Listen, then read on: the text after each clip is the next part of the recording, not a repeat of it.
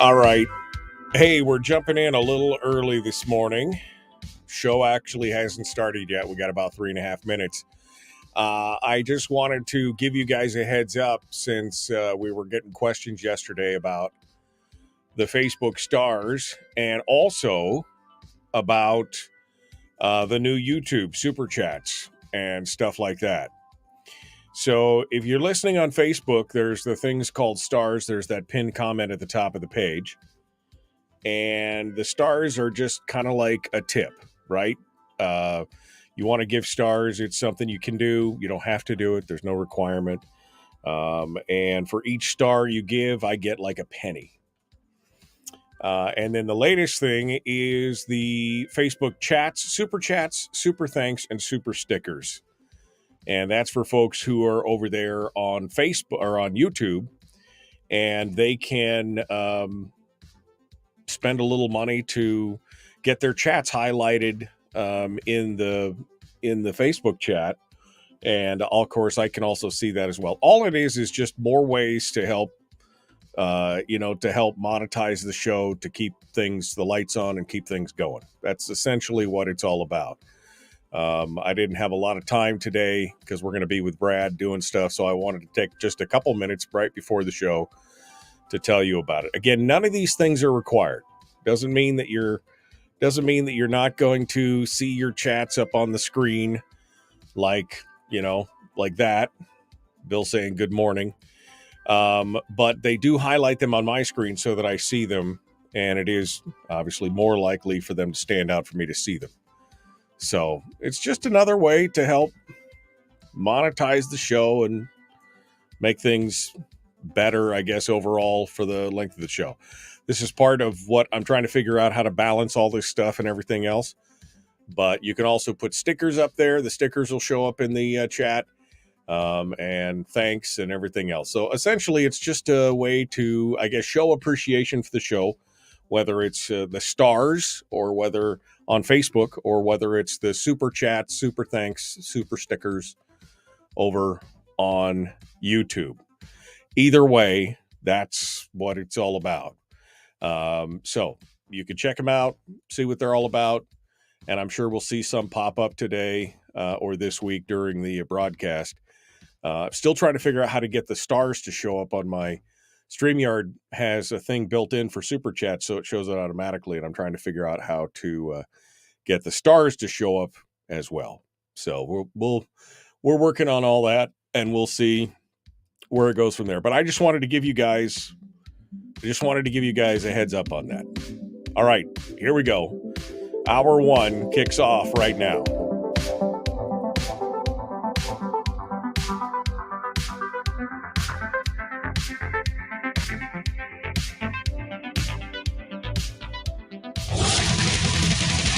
Whoa, buddy. Put that thing back in its holster. We haven't gone anywhere.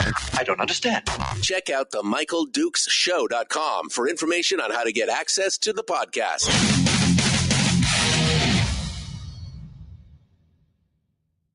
Welcome to the party, pal.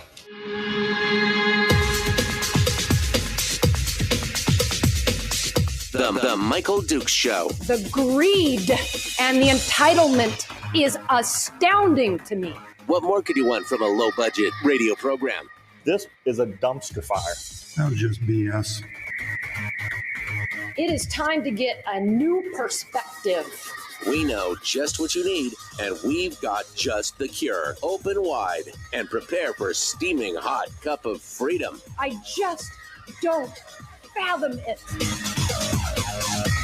The Michael Dukes Show, streaming live across the world. Yep, live around the world on the internet at michaeldukeshow.com, where you'll find links to the audio-only podcast, the website, the stuff, the things, the deal, and all the other stuff that you could possibly want. Good morning and welcome to the program, and thanks for coming in and joining us. Just another beautiful day in our neighborhood.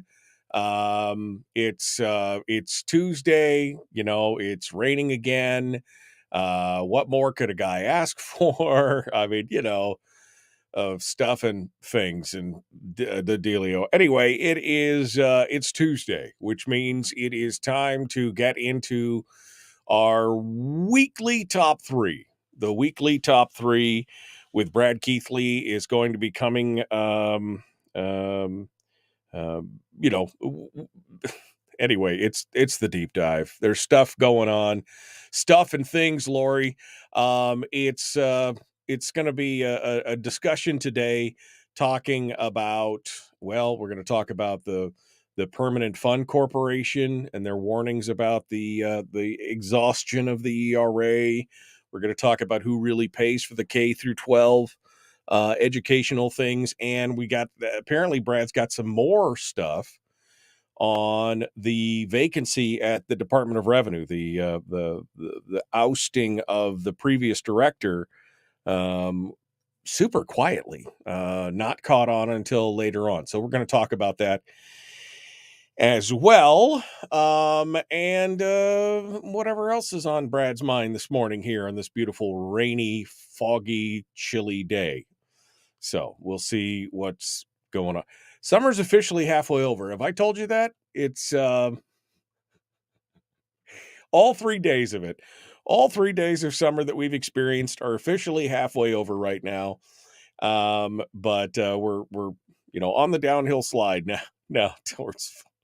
It's just so frustrating. I mean, it's not like I want it to be 90 degrees every day, but boy, I really would like one.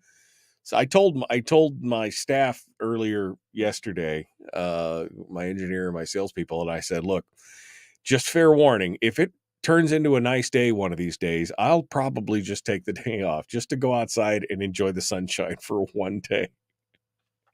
I mean, oof. Now, today it's a little thinner. It looks like the sun might be trying to break through somewhere on the horizon. We'll see what it looks like, but yeah, I don't know. It's just gonna try and be a nice day here today, but we'll see. We'll see what it looks like in the long run. Somebody up north of me says that there's some blue skies in Wasilla, so maybe it'll get a little nicer today. We'll see. After we finish up with Brad Keithley from Alaskans for Sustainable Budgets, we will then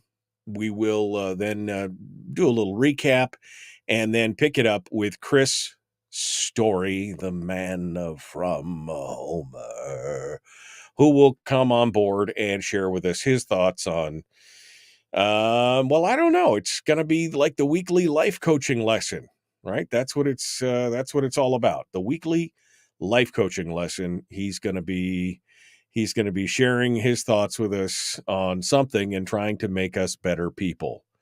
It's a tough thing, but that's kind of the direction that we're going, today.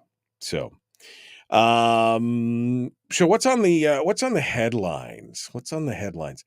I think that there's been a big question, about, the use of the early warning system for the tsunami. I think it's a great thing, but there has been some questions about it, about whether or not it was triggered too soon, too early. What it, and I think this is the thankless job that these folks at the tsunami warning center have. If you ring the bell too early, people complain. If you ring the bell too late, well, the people can die. All right. I mean, it's not a great thing. Let's just put it that way. And of course, it's exacerbated by the fact that a woman was killed in Kodiak during the evacuation in what apparently was a hit and run. KTUU reporting that they have identified a suspect in their investigation of the hit and run that took place near East Rezanoff Drive and Mill Bay Road around 11:20 p.m. The earthquake happened about 30 minutes before, and the collision took place during the evacuation as people were, I guess, panicking to get away. And this apparently was a vehicle versus pedestrian hit and run, but they apparently know who it is and they're working their way down on it and everything else. But it's led to some other questions. And I saw some comments on Facebook, yesterday and this morning, a couple different comments, and the article in the ADN is talking about it as well, that there are people, that some of the people are concerned that overuse of the thing would erode the public's trust at a time of an actual emergency, and it's a problem. And I don't know exactly. Again, this would be a thankless thing. Either you're too early and nothing happens, or you're too late and something does, and you've got to find that sweet spot. So it's an interesting challenge. Let's just put it that way. A very, very interesting challenge for today. But anyway, you guys on Kodiak know more than I. You would be closer to this than I would be this morning on this whole situation. But I'm glad at least that. And when I'd heard yesterday that somebody had been killed, I didn't realize that it was a hit and run. That is very problematic. In fact, the Kodiak police are still looking for video. They said the vehicle and driver have been identified. Officers are continuing the investigation. The Kodiak Police Department is asking for witnesses to the fatal accident. Pedestrian hit and run near the 300 block of East Resinoff Drive at Mill Bay Road at approximately 11:20 p.m. This occurred during the evacuation. Please call the dispatch.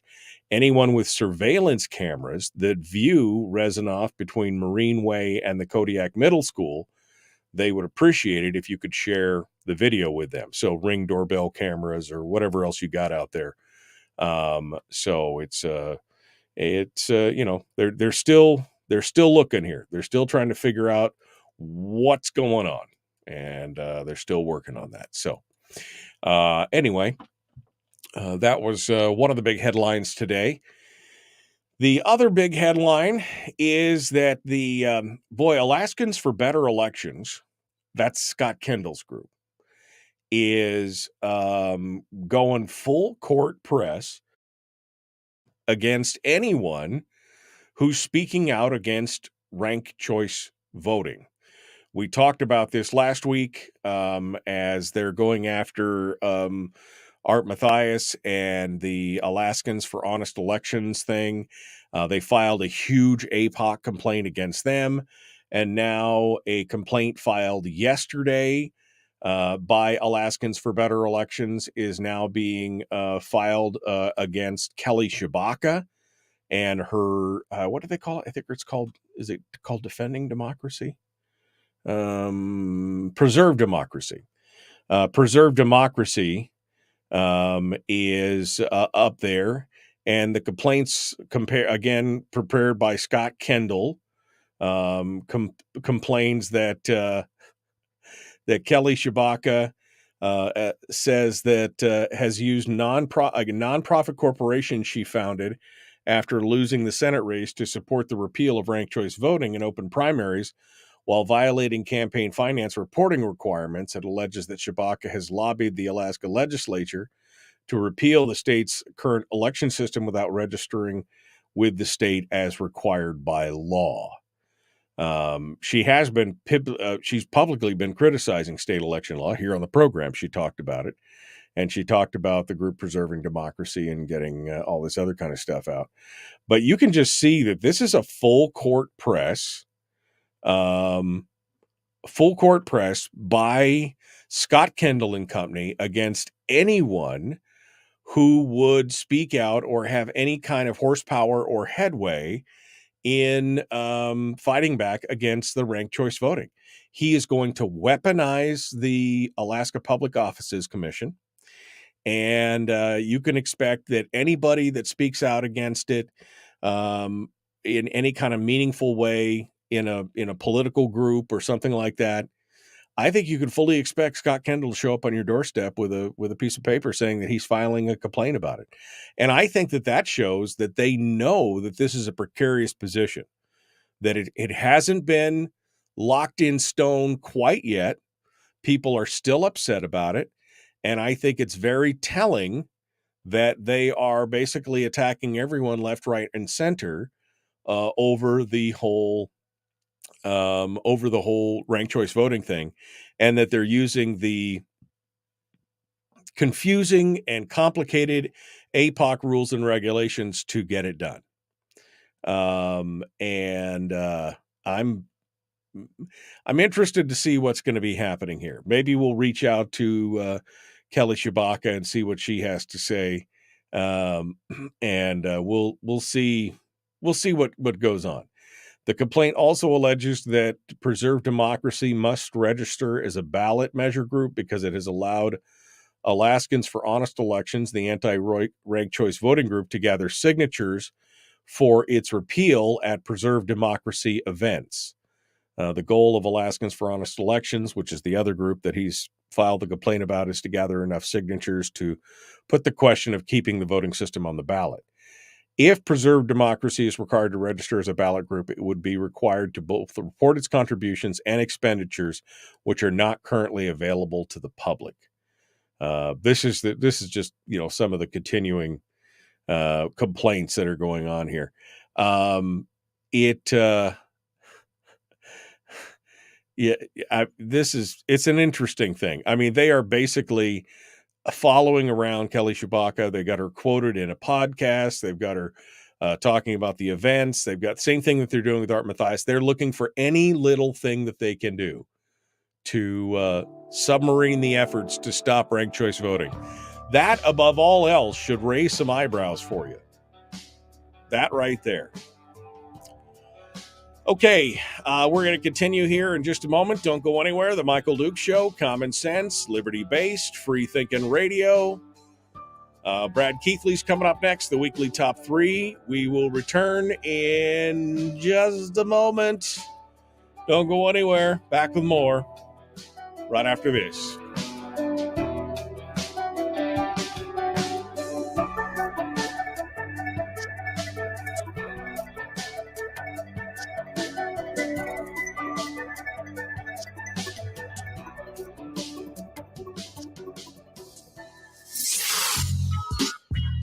What is that? Common sense. Regularly heard on American radio. Michael Duke Show. Radio.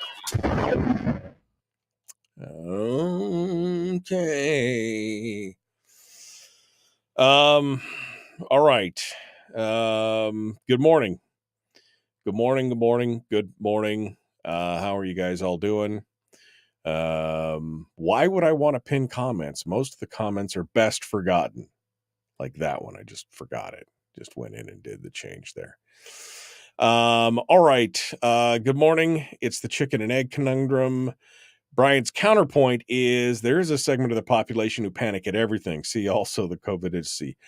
Yeah, I mean, look, I understand. And like I said, it's an unenviable position to decide, do you blow the horn or don't you blow the horn? If it's a true issue, then if you don't, you'll be blamed. If it's not quite true, then it's a damned if you do, damned if you don't kind of situation. Anyway, it's one of those things. All right. Well, let's get down into this here and get things started this morning. Brad Keithley, Alaskans for Sustainable Budgets, is our guest, and we'll get things ready to rock and roll this morning. Hello, sir. How are you? How are you doing? I'm doing great, Michael. So it's you and Kim Kardashian now, right? The Yes. YouTube Oh, moguls. Yeah. Is that how this Yeah. goes? Oh yeah, I'm sure. Me and she could, yeah. No, it's not me. But you made it. You made it Yeah. to the whatever status you were trying to Well, get to. and part of the reason why I made it, just a little inside baseball, part of the reason that I made it is because they decided to bifurcate their partner program a little bit for smaller YouTubers to be able to give them access to some of the monetization features. The original partner goal is 1,000, and I've been trying to get to 1,000 for a long time, and it's been slowly trickling. I mean, you think I got 4,000 people on Facebook that follow me? You think I could get 1/4 of them to go over to YouTube? Anyway, but they bifurcated the program and said, okay, we'll create a new level, 500, and then you get access to just a sprinkling of this stuff. And I'm like, okay, great. And we made it, and thankful to the listenership for all that. But yeah, I mean, there's got to be a little bit more engagement from me on YouTube to do that. I'm trying to decide whether or not to remain on Facebook or YouTube. I'm looking at all the pieces and parts and trying to decide what's best. Is it best to keep splitting the broadcast, or is it better to bring all the broadcasts together? Who knows? I don't know. It's a conundrum, but becoming a part of the YouTube partner program was definitely a step in that direction, the right direction for them, because at least now I have some horsepower. I mean, it's ironic. I keep getting copyright strikes on my shows for Facebook because they say I'm using copyrighted music when I'm not. I'm using music right out of their own library, but they keep muting big sections of the show on Facebook on the replays. And of course, you can't respond in the part where it says appeal. The appeal part's grayed out. You can't click on it. I've sent 3 messages to the you're just a cog in the machine, baby. They don't care about you. They don't care whether you're in the right or not. They don't care whether you got proof or not. They don't care about any of it. All they care about is getting your data so they can sell your data to somebody else. That's all they care. Wasn't it Cale Green who got kicked off Facebook at some point? Rick Rydell's son, Cale Green, and he got kicked off Facebook at some point, and he kept filing the appeals and doing what he was supposed to do. He finally went down and sat outside Facebook's headquarters to try to get attention to the issue.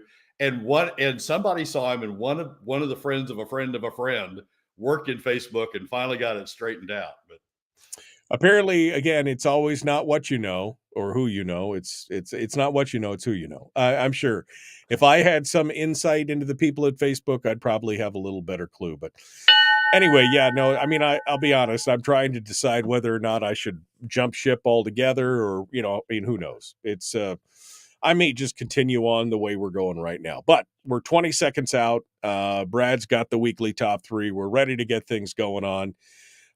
Yes, you can send stars. Yes, you can send super chats on YouTube. If you're on YouTube, you can do super chats and super stickers and all that kind of stuff. We'll see how it all plays out. We got to go. The Michael Duke Show, common sense, liberty-based, free thinking radio. Let's do it.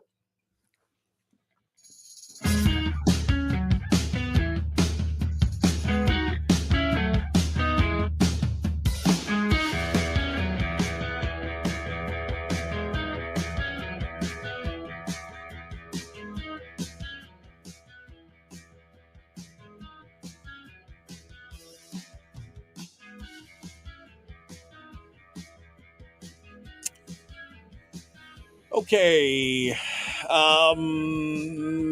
Good morning. Welcome back to the program. It is the weekly top 3 right now on the Michael Duke Show. Brad Keithley, Alaskans for Sustainable Budgets, joins us, and we're going to get down into the weeds. We're going to get down into the weeds on a few things and start talking about what's going on. Good morning, Brad. How are you doing, my friend? Michael, I'm doing great today. How about you? It looks like it might clear up a little bit today, which I'm kind of excited about. Maybe we'll actually see that UFO called the sun. We'll see what that looks like. But let's get on to the weekly top 3 here. You basically say the Permanent Fund Corporation, are they doing a Chicken Little about the permanent fund earnings? And of course, you're referencing this article that we talked about earlier or late last week, which was that basically they're saying that the permanent fund earnings reserve will be empty within just a couple of years, which ironically is the same thing that we've been saying here on the program. Only, of course, the implication from the ADN and others is it's that pesky PFD that's draining the earnings reserve, not the out of control spending from the legislature, but it's all the PFD's fault. So, I mean, are they crying chicken little? Let's discuss. Well, I think there's a little bit of Chicken Little going on here, and maybe a lot of Chicken Little. There's two. This came up about a month ago at the last Permanent Fund Corporation meeting. Andrew Kitchenman wrote a commentary in the Alaska Beacon that raised the issue. Then it sort of died down, and now it's popped back up. James Brooks wrote an article in the Alaska Beacon, which has been carried in almost all the other papers in the state, Says the headline is new estimate shows Alaska's permanent fund could be out of spendable money in 3 to 4 years. And the K2 Alaska news source did a little bit different spin on it. Said permanent fund earnings could run dry by 2026. But generally, the theme is that under certain circumstances with low earnings and continued draws at 5% from the permanent fund under the percent of market value program, 5% draws from the permanent fund. With continued low earnings, the permanent fund could run the earnings reserve account, which is where the spendable money is, could run out. And the consequences would be, horrific. Of course, that if you're Chicken Little, you want to make the consequences as horrific as they can be. No permanent fund dividends, reduced revenues available for state spending, that sort of thing. Here's the problem with all that analysis. The permanent fund in 2020, FY 2020, and FY 22, the legislature in each of those 2 years, FY 20 and FY 22, deposited $4 billion out of the earnings reserve into the permanent fund corpus. Didn't need to do so. There was no statutory requirement to do so. They just took $4 billion in each of those years, so $8 billion total. Each of those years took $8 billion out of the earnings reserve and put it into the permanent fund corpus, draining the earnings reserve of that $8 billion. Even under the scenarios that the Permanent Fund Corporation is running around with now, if that $8 billion was still in the permanent fund, in the earnings reserve, we'd be fine. We'd be fine for a heck of a long time. The purpose of those deposits, the FY20 deposit explicitly said at the time it was deposited, and the permanent fund carried a footnote that said this for a year or so. The purpose of it was to prepay inflation proofing. The permanent fund earnings reserve, it funds the dividend, funds the POMV draw, which the dividend is part of the POMV draw, funds the POMV draw, including the dividend, and a portion of the earnings is used to reinvest in the permanent fund corpus as permanent fund earnings reserve. So the $4 billion that went out in FY20 was described as a prepayment of inflation proofing. Now, wait, I thought the POMV was supposed to eliminate inflation proofing. Wasn't that part of the deal, or? No, it makes it it almost makes it automatic, but they still have to deposit the portion that is due for inflation proofing back into the corpus. What it does is limit the draw to the real rate of return and leave the portion of the draw, leave the portion that is in the earnings reserve for inflation proofing in the earnings reserve. And then it needs to be deposited back into the permanent fund corporation or into the corpus. But so $4 billion in FY20 was described as inflation proofing. And then the additional $4 billion that was in FY22 wasn't described as inflation proofing, but there was no statutory requirement to make that deposit. And so it is, you can also view it as a prepayment of inflation proofing. If we use those as prepayments for inflation proofing, we don't have a problem until FY28, FY29. If you don't draw a portion of the earnings reserve out, the cash in the earnings reserve over to the permanent fund corpus for inflation proofing, that money stays in the permanent fund earnings reserve and is available for distribution in accordance with the earnings reserve. And that's what they set up the prepayment in FY20 and then the $4 billion in FY22 to do. What they're doing now, what the Permanent Fund Corporation is doing, and I think Bert is part of this, what the Permanent Fund Corporation is just acting as if those didn't happen. And that $8 billion extra that got deposited into the corpus is theirs now. It's not to be treated as a pre-funding of anything. It's just part of the corpus now. Thank you very much.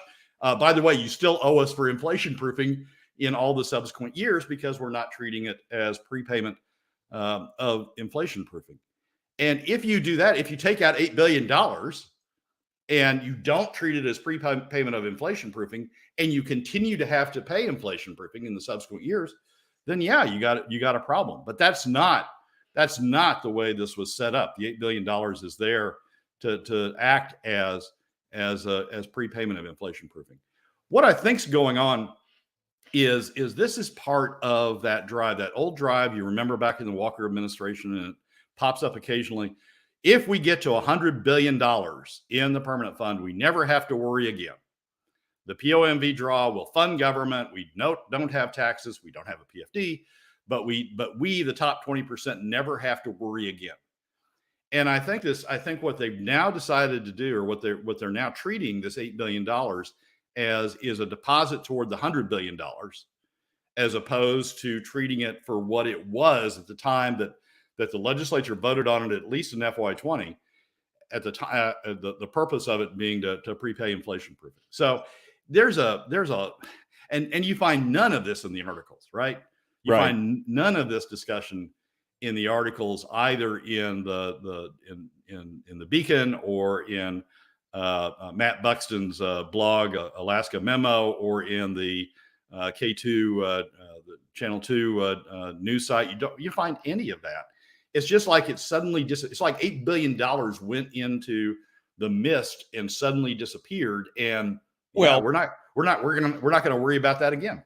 I got to be honest with you. This feels very much like, and there's been a lot of discussion amongst people that I talk with about how this was basically kind of an orchestrated crisis, that Bert knew what he was doing when he transferred the $8 billion over there. Sure, marking it as whatever, but now it's out of reach of the earnings reserve. And so there is no, it's like artificially creating the crisis to say, oh, now there's pressure on the PFD. It's all part of eliminating the dividend in the long run. It's an attack on the dividend. Look at every article. Every article talks about that the out of control dividend spending is what's creating this pressure on the earnings reserve, not the out of control spending of the legislature itself.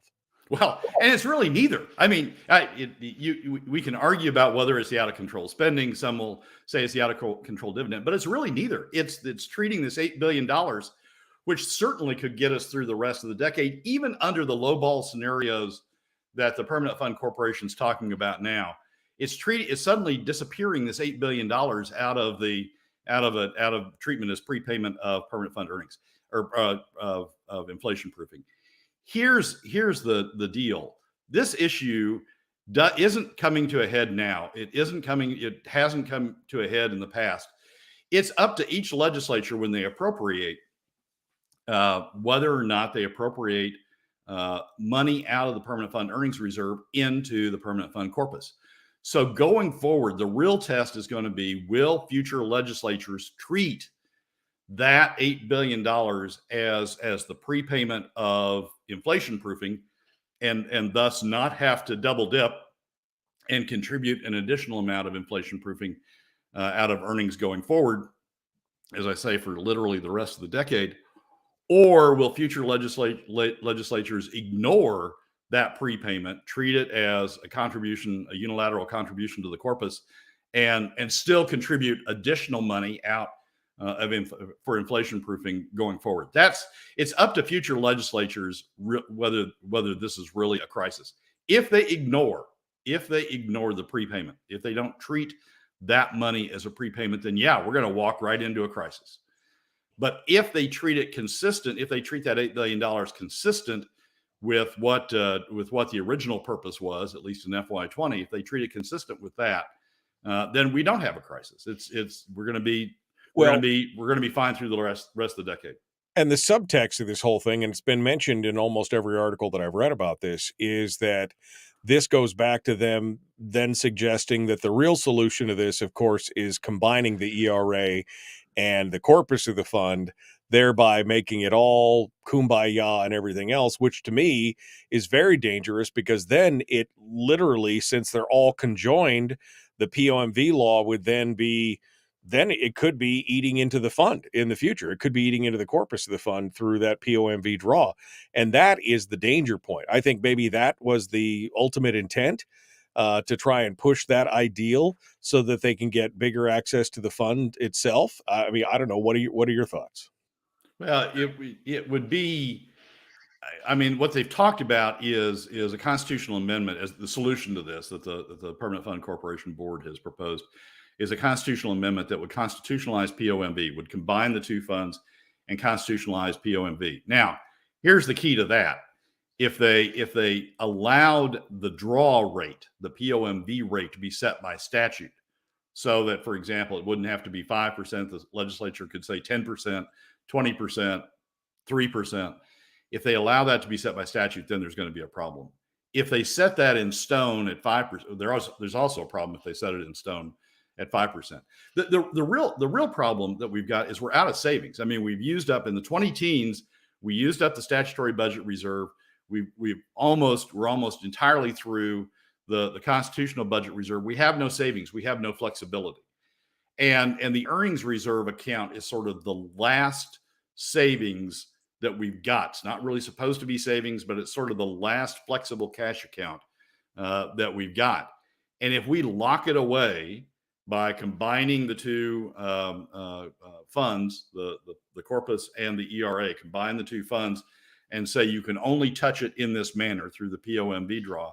If we lock it away, if we ever hit a true crisis in this state, we're not going to have a spare cash account to go to. We've drained them all.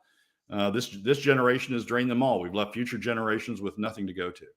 So the real problem with combining the two is the lack of flexibility that creates in our fiscal structure going forward. If we had an earthquake that did damage in significant parts of the state, if we had a rupture to the pipeline that took out the revenue flow from the pipeline, like we did back in the early 2000s when there were problems on Prudhoe and they shut down the Prudhoe field. If we had any sort of disruption like those, and we've closed off the earnings reserve account, we've closed off that cash account to use as an emergency fund, we're cooked. I mean, we've got no place to go for additional cash. So that to me is the real significant problem created by combining those two accounts and restricting the draw to a percentage focus, but a percentage level. But we don't need to be going there. I mean, it's a man-made, it's a Burt-made Permanent Fund Corporation Board created problem by how they're treating that $8 billion. That $8 billion, if you treat it consistent with the way that the original FY20 deposit was made, and we've only used a little, even with high inflation, we've only used a little over $2 billion of the original $4 billion deposit. If we treat that as now locked away and not to be treated as a prepayment, then we're running ourselves into a problem. But it's up to future legislatures to decide how that $8 billion is treated. Brad Keithley, Alaskans for Sustainable Budgets, the weekly top three. Let's get a tease for number 2, Brad. Number 2 is who pays for K through 12. We now have an editorial from this weekend from the ADN, the Binkley family blog, that talks about how the governor's failing the state on his veto of the additional K through 12 spending that was passed by the legislature. We in fact have the governor talking about the need for additional K through 12 spending in an interview he did with another TV station. Everybody's talking about we need to spend more for K through 12. Nobody's talking about who pays for that. Well, the ADN article does. Talks about who pays for that. That's an issue that we need to be focused on. Brad Keithley, Alaskans for Sustainable Budgets. The weekly top three continues. We got more coming up. We will talk about number 2 and number 3 in the next segment. Maybe we'll bleed it over into the next one. We'll see what happens. Back with more. Don't go anywhere. Common sense, liberty-based, free-thinking radio. We return with more right after this.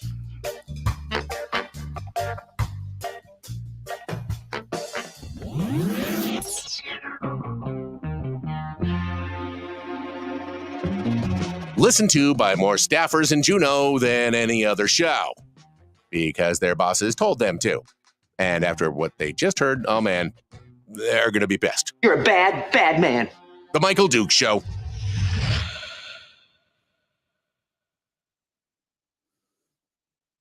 Okay, Brad Keithley, our guest, the Michael Duke Show.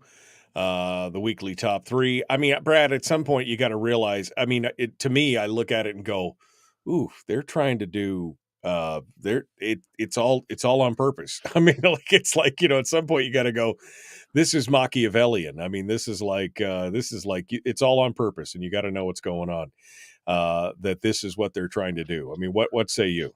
Well, yeah, it is on purpose. I mean, the $4 billion, the contribution in FY20, the $4 billion contribution in FY22, those were certainly on purpose.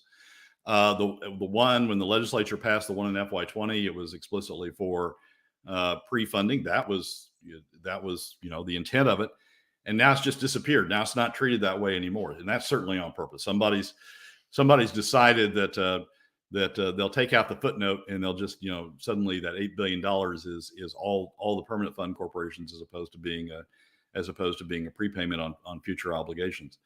I mean, these footnotes are interesting. You remember that in 2017, we had a footnote in all of the fiscal summaries up until 2017 that described the permanent fund dividend as dedicated funds, right? As designated funds for the permanent fund dividend, and thus not combined with unrestricted general funds. In 2017, and there was always a footnote in the fiscal summaries that described it that way. In 2017, Ledge Finance took out that footnote, and all of a sudden we diverted the revenues that were used for the permanent fund dividend that had been treated as designated all these years, took those revenues and put them over into UGF and said, no, they can be spent on anything. And it was the footnote, the change in the footnote that really rationalized what the legislature was doing. Then they said, "Oh, it's just UGF." I mean, yeah, Right. it's always been UGF.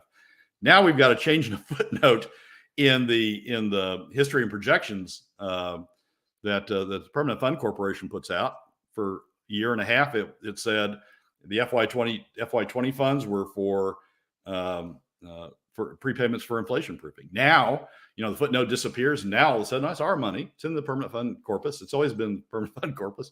And yeah, you still owe us all the inflation proofing in the future years. Right. And by the way, that's going to create a problem in all sorts, and we need to do all sorts of things to deal with that.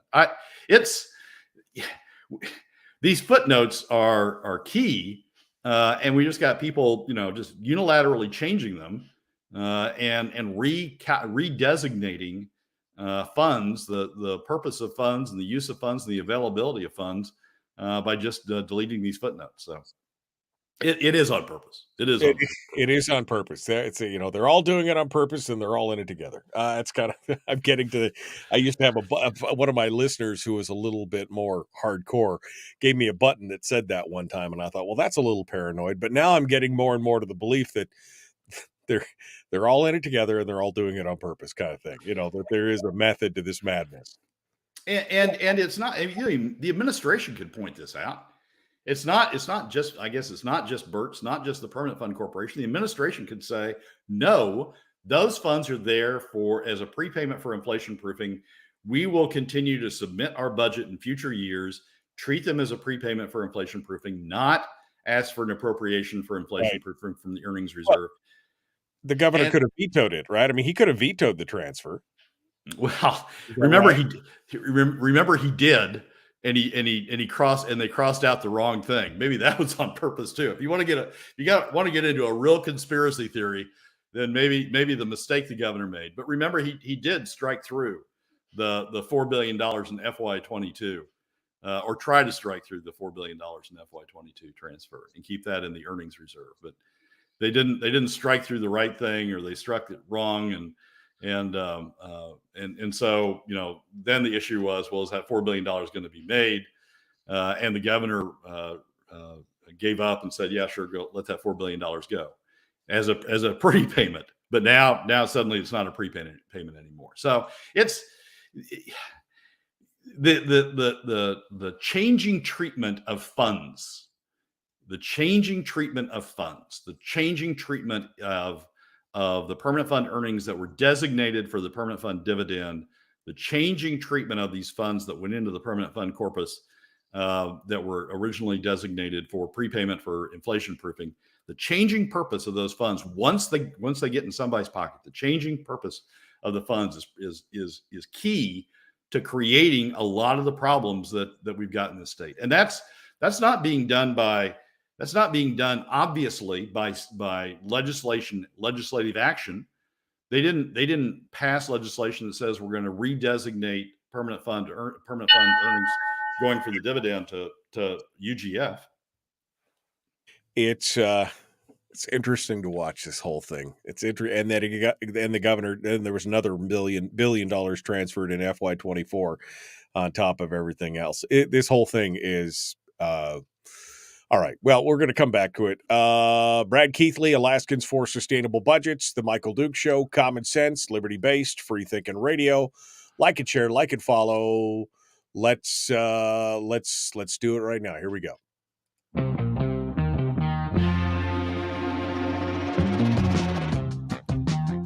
The Michael Duke Show. Seriously humorous with a pinch of intellect. Sorry. That is humorous. Here's Michael Dukes. Yes, it is. Pinch of something or other. Brad Keithley, Alaskans for Sustainable Budgets, comes on board to share with us today. We're in the weekly top 3. We're on to number 2, which is talking about K-12 spending and the funding and who actually pays. Come on down, Brad. Who is actually paying for the K through 12? Let's talk about it. Well, there was an ADN op-ed over the weekend that says that's headlined "The Curious Case of Dunleavy's Education Vetoes," and it goes through the governor's vetoing of half the increase for K through 12 spending passed by the legislature, and says the governor hasn't explained why he did it, and there's no good reason why he would have done these vetoes, and hasn't explained that it was necessary for any particular purpose, and the purpose of the editorial is to argue that the full amount of the veto or the full amount of the appropriation should have gone through the governor, shouldn't veto it, and at least should explain why he did. But there's a sentence in there that stands out to me like a sore thumb. It says, the only hint of an explanation offered by a spokesperson was that Dunleavy recognizes that schools need to address inflationary pressures while still preserving general fund dollars. A rationale that holds very little water given the governor's signing of some of the largest budgets Alaska has seen, bloated by unsustainable permanent fund dividend draws that have left the state's major accessible savings account in danger of being drained in just a few years. Well, that's false. That's false. I mean, it's the permanent fund's fault. That evil permanent fund, you leeches on society. Clearly indicating, clearly following the ADN's theme that permanent fund dividends need to be cut to pay for spending. Middle and lower income Alaska families need to pay for spending and for K through 12 and for all other spending for that matter. And the top 20% need to continue to be the top 20%, which includes the Binkley family that owns the ADN. The top 20% needs to be, continue to get off the hook by not having to contribute to the costs of government. It's all the permanent fund dividends doing, and we need to just cut the permanent fund, take the money out of the pockets of middle and lower income Alaska families to pay for this stuff. That's bad. I mean, that it's consistent with what the ADN's done in the past, but it's bad. They're saying this editorial and any number of editorials going back to when the Binkley family acquired the ADN says, well, and even before, says that middle and lower income Alaska families state government needs to be funded on the backs of middle and lower income Alaska families. Top 20% shouldn't have to contribute. That's the theme of all these editorials. The interesting add-on to this is an interview that the governor did with YourAlaskaLink.com, which used to be Channel 5, but maybe some other channel now. Right. And it was it says exclusive interview. Your Alaska Link talks with Governor Dunleavy on public school funding and more. And the governor sort of responds to the criticism of his veto by saying, "Look, I am supporting increased state spending, but I want to do it on my terms, and it's encapsulated in HB 106." HB 106, which is the governor's bill to pay bonuses based upon how long teachers stay in the state, pay bonuses to teachers for continuing to stay in Alaska. It's his way of addressing what some say is the teacher crisis, the fact that we're having teachers leaving the state. It's his way of addressing that.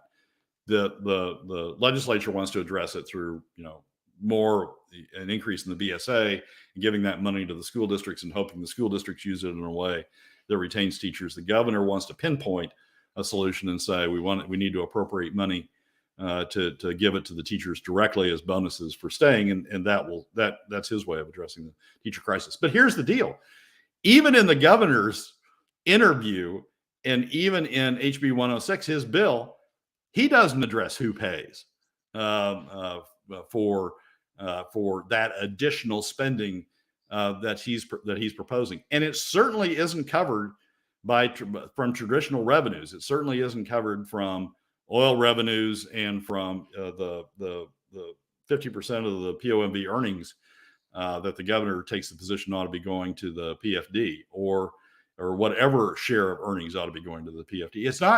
It's not covered. That additional spending is not covered by it. So where's it going to come from if there isn't any additional revenue source for it, any incremental revenue source for it? It's going to come from increased PFD cuts. It's going to come on the backs of middle and lower income Alaska families. So, but he doesn't talk about that. The interviewers don't talk about that. The ADN doesn't talk about that. As we talked about in last week's top three, who pays is as important an issue, fiscal issue, as what you're spending the money on. Who pays for it? It affects the economic impact of the revenues. It affects the fairness of the revenues. It affects the impact on poverty levels.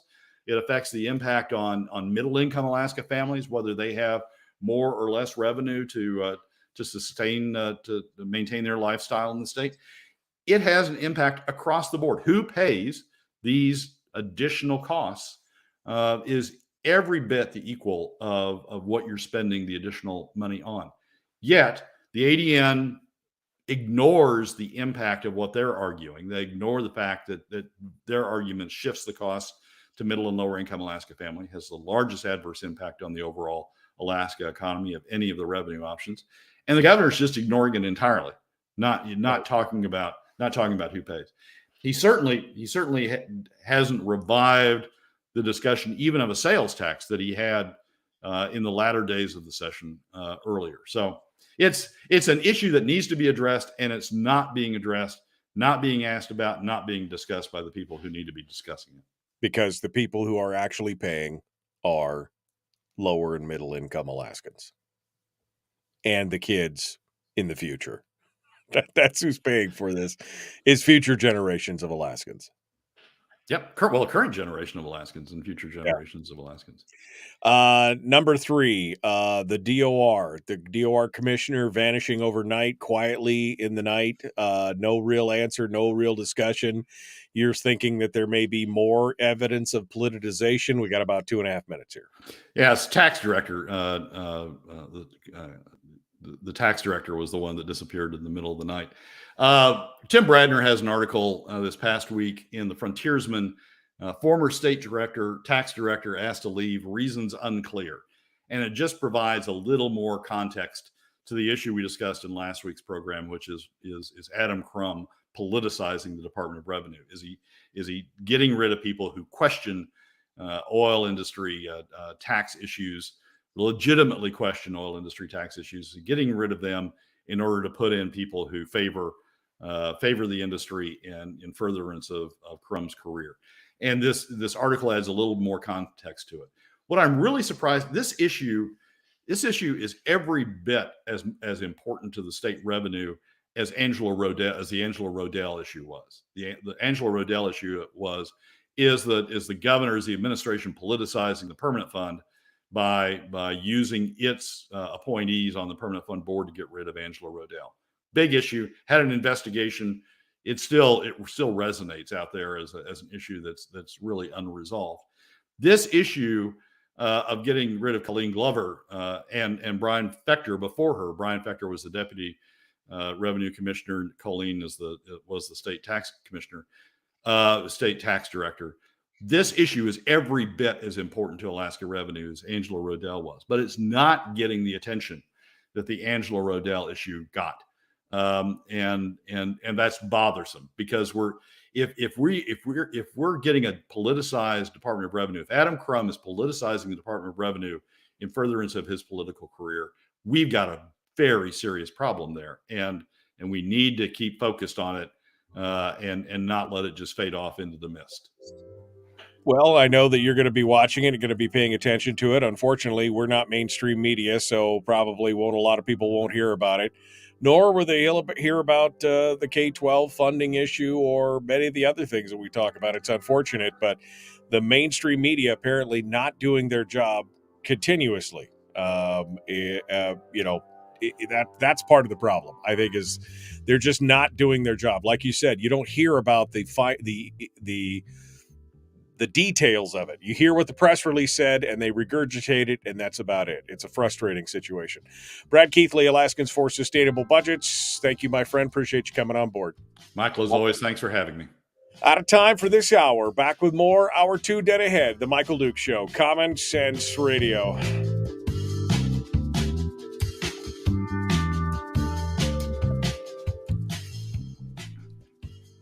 Okay.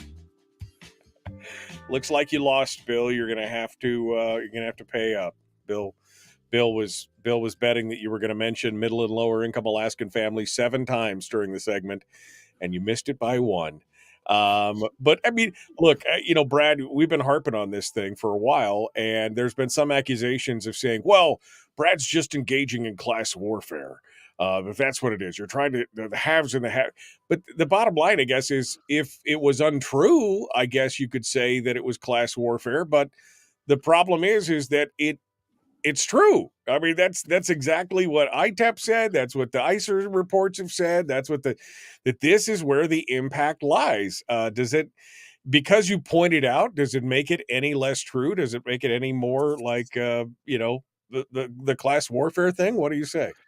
Michael, there is class warfare in this state. There is. But it's by the top 20% against middle and lower income Alaska families. I mean, look at the ADN. The ADN, run by the Binkley family, very comfortably living Binkley family. The ADN repeatedly says we ought to pay for this stuff through PFD cuts. And if the PFD disappears, so what? We ought to continue to fund government. We ought to continue to grow government, K through 12, university, defined benefits for state employees. We ought to continue to grow government, but we ought to do it through PFD cuts. Well, what's the one thing that's unique about PFD cuts? Matt Berman of ICER told us in an ADN op-ed, independent op-ed a few months ago. He said it is the most regressive tax ever. And what it does, unlike more than sales taxes, more than any regressive tax you can come up with, it shifts the burdens to the backs of middle and lower income Alaska families. So when somebody talks about PFD cuts, when somebody says we ought to fund this stuff with PFD cuts, they know what they're doing. They know where the impact is. And when the ADN talks about using the PFD reductions as a way to funding government, that the PFDs are bloated, they're too much, we need that money for government. They know what they're doing. They know who they're taking it from. There is class warfare in this state. And it's being practiced by the top 20% against middle and lower income Alaska families. And middle and lower Alaska families just say, well, that's okay. Yeah, PFD, take our PFD. Who cares? Well, okay. Even if you think that's fair to take your PFD, that approach, that revenue measure has the largest adverse impact on the overall Alaska economy. Are you saying it's okay? When you say it's okay, take my PFD, are you saying it's okay that we use the measure that has the largest adverse impact on the overall Alaska economy? Yeah, it may be okay for you, but it's not okay if you're concerned about the Alaska economy and you're concerned about the condition of middle and lower income Alaska families. And those who are advocating using PFD cuts as a way of funding government are engaged in class warfare against middle and lower income Alaska families. Thank you, Bill, for the 100 stars. I appreciate that.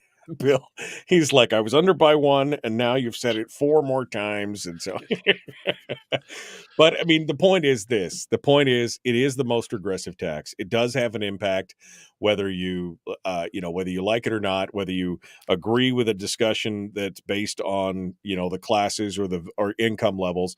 The bottom line is, like you said, even if those people throw their hands up and say, well, take the PFD and don't tax me, the bottom line is it's still the most regressive form of tax, and it still has the largest adverse impact on the economy as a whole. And that's what every news outlet and everything else seems to be missing, is that part of it, is that the impact on the private economy is huge. When you take $1 billion out of the private economy and it doesn't get spent or saved or invested, that is a huge problem.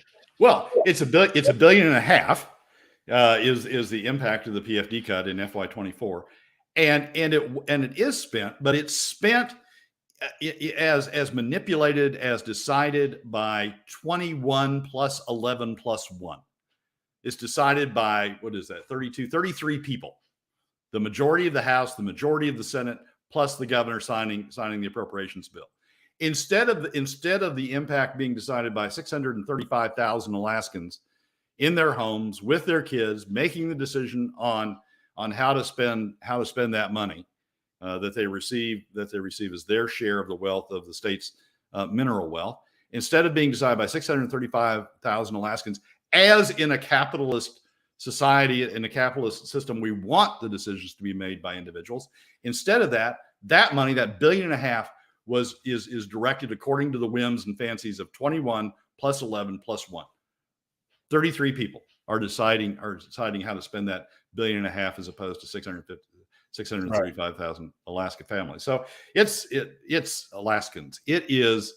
I mean, we're people say the PFD is socialist. No, the PFD is capitalist. It puts money in the hands of individuals to decide what to spend it on, what goods and services are important to them. Well, Hammond said it was one of the most capitalistic things because it offset your loss of your royalty or your mineral rights, and it put the money in the economy. That's what he was talking about on that as well. Less than a minute. Well, and when somebody says, I don't want the money, it's fine. I don't need the money. Well, the money's going to be spent. It's just going to be spent by 33 people, as opposed to you deciding how you spend your share of the money. It's going to be spent by government, by 33 people deciding where it goes. 33 people influenced by lobbyists deciding where it goes. And if you're a family of 4, they just spent $13,000 on your behalf. Have a nice day. That was, instead of you deciding where that money goes. All right, Brad Keithley, Alaskans for Sustainable Budgets. Thanks, my friend. I appreciate it. Always good stuff. Always. Michael, as always, thanks for having me. All right, folks, we got to go. Hour 2 is dead ahead. The Michael Duke Show continues. It is your home for common sense, liberty-based, free-thinking radio. Again, Bill, thank you. Thank you for the stars. Here we go.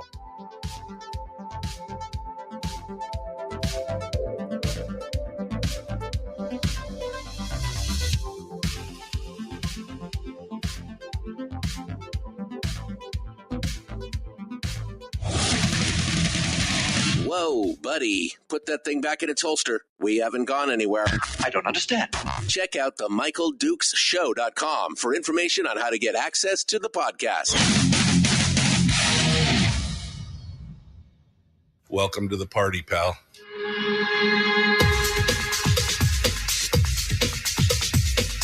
The Michael Dukes Show. The greed and the entitlement is astounding to me. What more could you want from a low-budget radio program? This is a dumpster fire. That was just BS.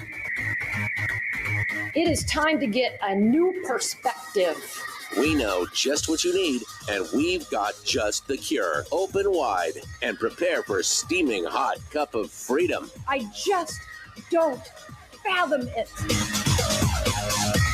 The Michael Dukes Show, streaming live across the world. Live across the world on the internet at michaeldukeshow.com and across the state of Alaska. This is your favorite radio station and or FM translator.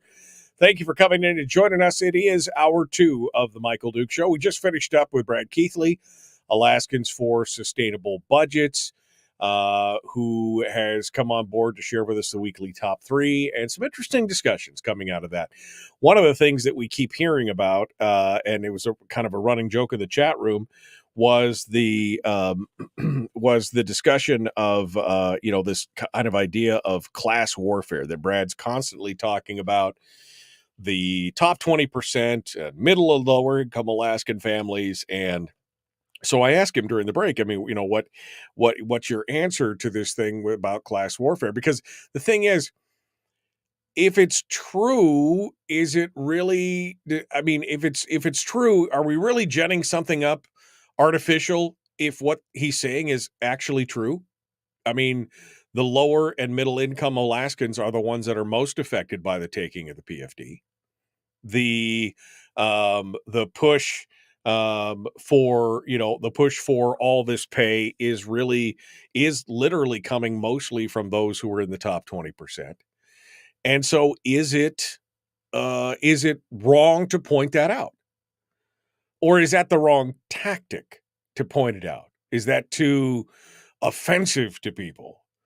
And I would say no.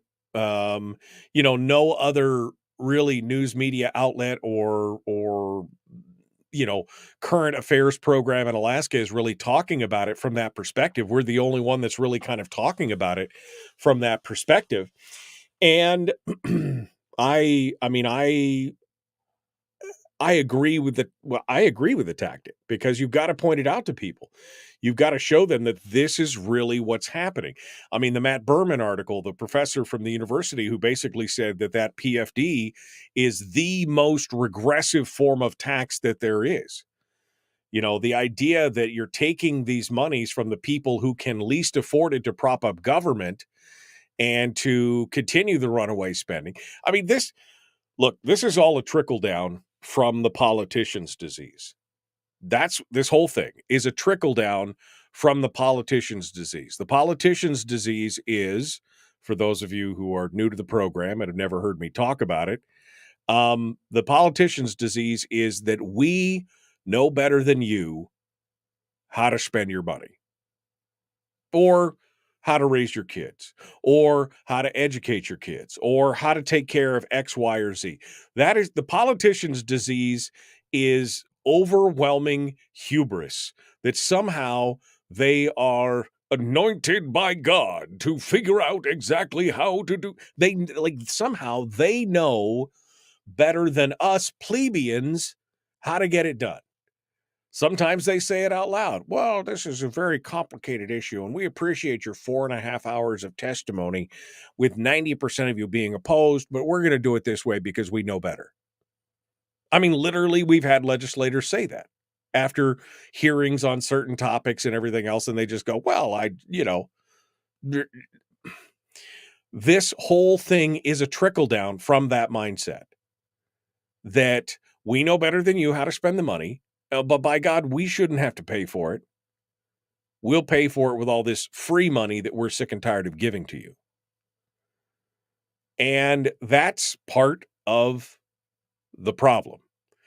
And it's been part of the problem in this country for many, many years. This is not strictly an Alaska problem. Again, we don't normally dive into national politics too much, but let's just for a second take it up to the national stage and take a look at what's been going on there for years.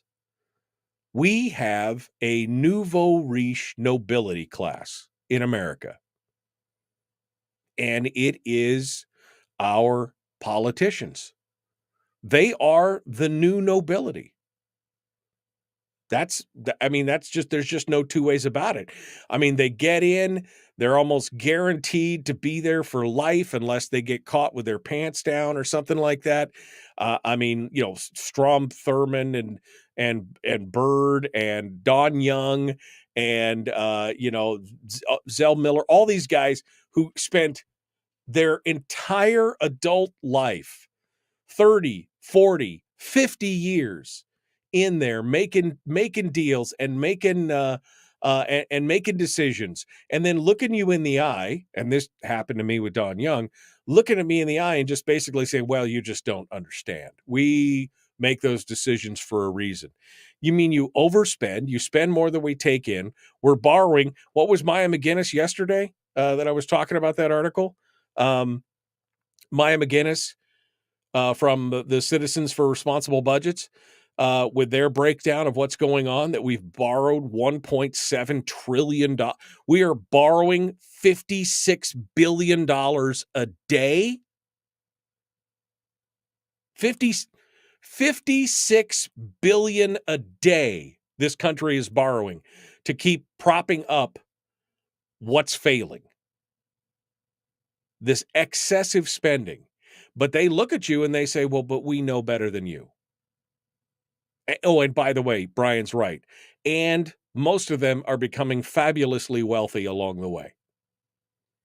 There was a book out, I don't know, probably, I guess 20, time is just flying by. I can't believe I've lived down in South Central for 10 years now. It must have been 20 years ago. There was a book out where they analyzed I don't remember if that was John Fund or not. I can't remember who the author of it was, but basically they analyzed everybody who is currently in Congress, and they looked at their history and they looked at where they came from, and they, and you looked at most of these people, and they went in there with a median moderate income and net worth, and within just a handful of years, they were all millionaires. All of them. All of them were multimillionaires. How does that happen? It is the new nobility. And so Alaska is just a snapshot of exactly what's happening, exactly what's happening at the national level. It is the politicians' disease. That they know better than us how to do it. That they'll also have no problem lining their pockets when they want to do it. I mean, Gary Stevens, who is, I think at this point, the longest serving senator in the state, he's been in there for 26 maybe now, 24, 26 years, been in the legislature. He was hell-bent for election on making sure that legislator pay increase went through. Why? Well, because rumor has it that he's only going to be here through this next election cycle, and then he's done. He spends almost all of it. Apparently, he has a place in Hawaii, and he spends all of his off time there and everything. He was just bound and determined and since he's been here for 20 plus 22, 23, 25, however many years it's been that he's been serving in the legislature, he has access to the retirement. And that tier 1 retirement is based on your highest 3 years of earnings. So if you go from making $55,000 a year to $89,000 a year, and now we're basing your retirement on 60% of your highest 3 years of earning, guess what? Well, your earning goes way up. Your retirement, because your retirement plus your benefits plus your per diem, you're making $125,000 a year or whatever. Now, I don't think per diem counts towards retirement, but even at $89,000, you're going to live on 60% of that. You're going to make $50,000 a year for the rest of your life. That's great for them.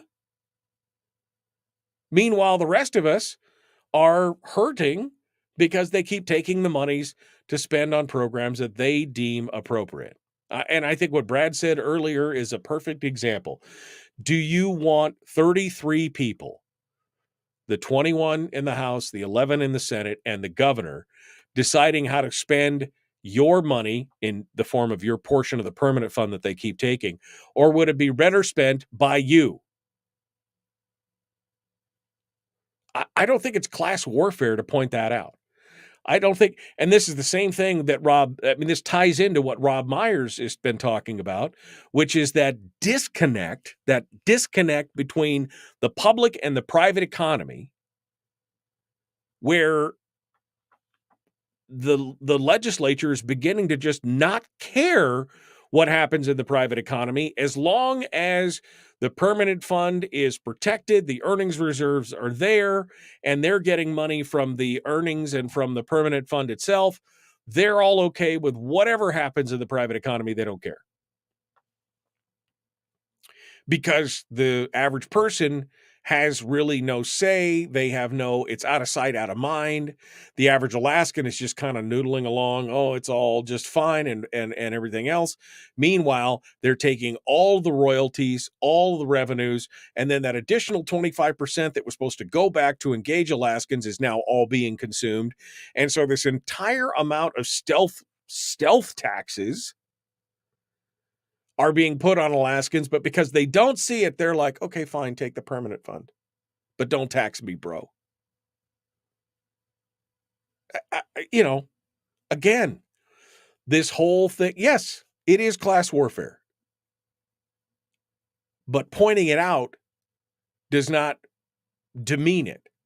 The fact is that it's class warfare being waged on middle and lower income Alaska families. And nobody else is talking about it. With this new raise, that the legislature's getting, most people don't realize with that new raise, it firmly plants the entire legislature into that top 20 percentile category. That it truly does make them a new nobility class. Our overlords are doing well for themselves. So, Dukes, you're winding up. You're hashing my mellow, bro. Sorry. I just, it's just so frustrating to look at our news media outlets in the state and nobody is digging deeper into these issues. They take the press release at face value, they paraphrase the press release, and that's the news story. There's no give and take. There's no one side, the other side. There's just very little of that. And the biases are so obvious. I mean, again, this Binkley article where they basically say, the governor's talking about the vetoes and everything else.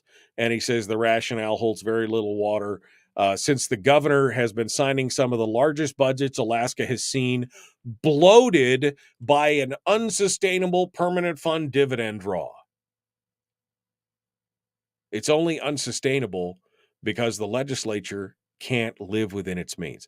Do we have a revenue problem or do we have a spending problem? That has been a question that I have been asking for 20 years. And the answer is we used to only really have a spending problem. But we've had a spending problem for so long, now we have both a spending and a revenue problem because we've created a dependency on that government spending. That's the bottom line. Okay. Well, I guess we're going to try and make things right. We're going to try and brighten up our day a little bit. We got a bit of positivity. The Betterment segment's coming up. Chris Story, the man from Homer. We will continue the Michael Dukes Show. Common sense, liberty-based, free-thinking radio. Back with more right after this.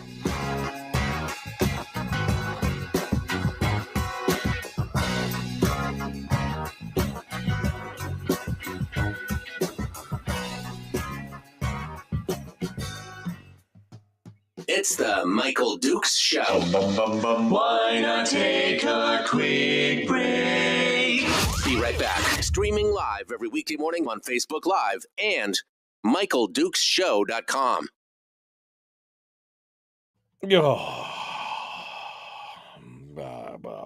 Trying not to get wound up. Trying not to get wound up at all. You know how it is. Just trying not to be there. All right, let me reach out to Chris Story and see if we can get him on the phone before we get going along to hey, look at that. It actually worked. All right. Good morning, Michael. Hello, sir. How are you? This is you trying not to get wound up. I like it. Yeah. No, I'm trying not to. I mean, I could get really agitated real quick. I mean, I could set a record if I wasn't too careful. Watch it, kids, or I'll turn this radio show around right now. Yeah, exactly. I will turn this thing around and you will not like where it's going. So help me, Chris Story. Help me, Obi Chris Story. You're my only hope. What's the deal? What's the dealio today? What is the topic for today? Give me that big thing here. Oh, say, can you see? Oh, say, can you see? Okay. All right. Well, we got that going on. All right. Well, I'm going to put you on hold here for just a second. Don't go anywhere. You can still hear me. I can't hear you now. So hopefully you're not swearing or anything. But let me go back to the chat room here to see what everybody else has got to say here before I go too far. Willie has been commenting on YouTube. Stevens and Hoffman are both tier 1, says Willie. Stevens and Hoffman don't live in their district, so where is the attorney general in an investigation? That's not a bad question. Not a bad question. And it is as if the powers that be are pushing the majority of people further towards poverty, says Jeannie.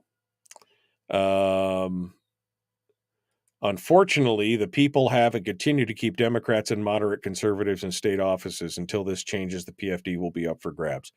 Yeah, I mean, I don't think they're even moderate conservatives. Do you? I mean, I think that it's a flag of convenience. If you're familiar with that term, I think that's what we've got going on in the legislature. We've got the flag of convenience happening right here. Let's see. Jack says he enjoys listening to Brad. Good thing. Good, Jack. Good to see you.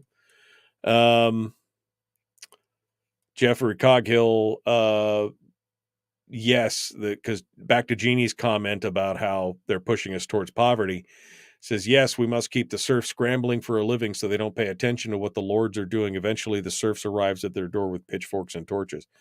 Yeah, or with their hand out, right? That's the other thing. That's the whole deal.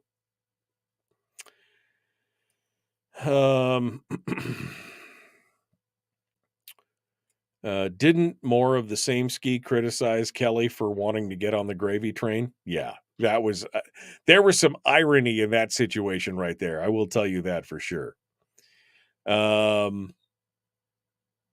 It's largely a spending problem, says Jeremy. I mean, I think originally it was all a spending problem.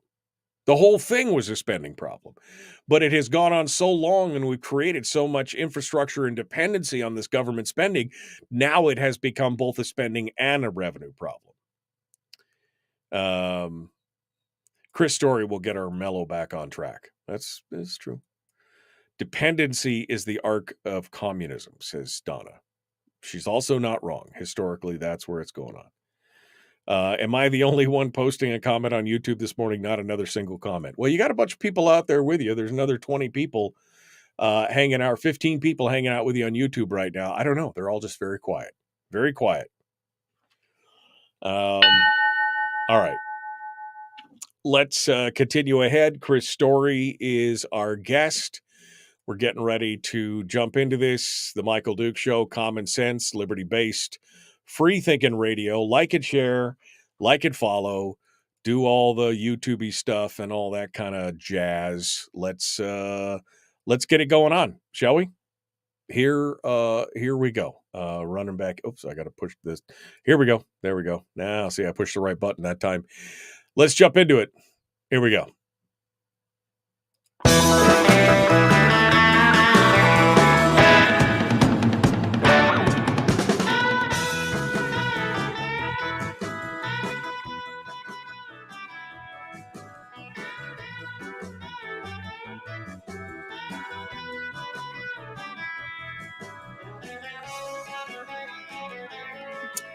All right, welcome back to the program.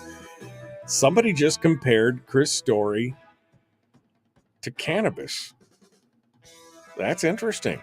That's an interesting thought. Anthony just said Chris Story is what would happen if THC manifested into a sentient being. Absolute chill. Absolute chill. That's Chris' story. Good morning, my friend. How are you doing this morning? I like manifestation, I I'm happy with that. I like to. I want some ding dongs and Doritos. I know, dude. Give me some Mountain Dew and some Cheetos. All right. Chris Story, the man from Homer, of course, a realtor, a potter, a radio show host, a philosopher, a guru of positivity. Chris Story comes in every day and shares with us. Somebody, I think we should just dispense with Chris Story as our guest. He is clearly family. It's true. It's true. Chris is clearly family. That's it. That's why we treat each other so bad. You only treat family that bad. Anyway, Chris comes in every week to give us what we like to call our positivity boost, our weekly betterment segment, our life coaching lesson, whatever you want to talk about. And it's always some weird esoteric topic that he brings in and makes sense of. Today it is, oh, say, can you see? And I'm wondering what he means. So let's get down into it. Mr. Story, what are you saying? What's going on? I guess if it was all in the family, would that make me meathead or you? That's a good question. You're more, I guess. You're more Archie Bunker. I am more. Are you saying I'm a racist? What? I mean, are you? No, you rant and you rave. Yeah, possibly. All right. That makes you meathead then. I mean, okay, meathead. So give us, say, can you see? What do you mean by that? What are you teaching us today with that little mnemonic kind of title there? What are we talking about? 113 years ago, Wallace D. Wattles sat down and wrote a small little book called The Science of Getting Rich. And it's so much more than science, and it's so much more than getting rich. And it's a great, wonderful little book. And I just reread it recently, as I do at least once a year, cover to cover, but I'll thumb through it occasionally as I'm coming up with material for On Top of the World Radio. It's a super inspirational little thesis on thinking. And it's not just thinking, but it's on visualization. And visualizing is a huge piece of the science of getting rich. What did we learn over the last couple of years? You can't question the science. Right. The science says don't question thinking.